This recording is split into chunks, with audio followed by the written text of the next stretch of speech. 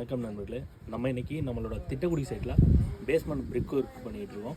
நம்ம பிரிக் ஒர்க் எப்படி பண்ணுறோம் அப்படின்றத நேரிலே பார்க்கலாம் வாங்க. இப்போ நம்ம இந்த பிரிக் ஒர்க்குக்கு வந்துட்டு சேம்பர் பாக்ஸ் பிரிக் தான் யூஸ் பண்ணியிருக்கோம்.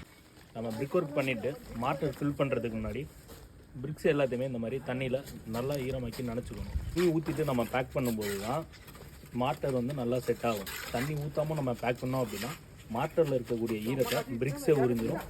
அதிலேருந்து வரக்கூடிய ஸ்ட்ரென்த்து கம்மியாகிடும்.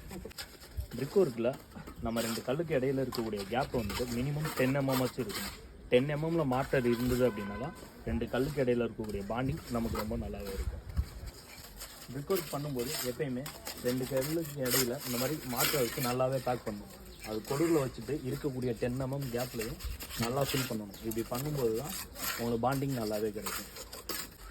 பிரிக் ஒர்க் பண்ணி முடிச்சுட்டு டாப்பில் நம்ம கலவை வச்சு பேக் பண்ணி முடிச்சதுக்கப்புறமா சைடில் இருக்கக்கூடிய இந்த மாதிரி சந்து எல்லாத்தையுமே நல்லா ஈரமான கலவை வச்சு ஃபுல்லாக பேக் பண்ணிடணும். இப்படி பண்ணுறதுனால நமக்கு இந்த சைடும் அந்த சைடும் ஈரம் எதுவும் ஆகாமலும் தண்ணி எதுவும் லீக் ஆகாமலும் இருக்கும். இப்படி பண்ணும்போது தான் ரெண்டு பிரிக்குக்கு இடையில இருக்கக்கூடிய கேப்ஸையும் நம்மளால் ஃபுல்லாக கவர் பண்ண முடியும். இந்த மாதிரி சிவில் ரிலேட்டடான வீடியோஸ்க்கு நம்ம சேனலை ஃபாலோ பண்ணுங்கள்.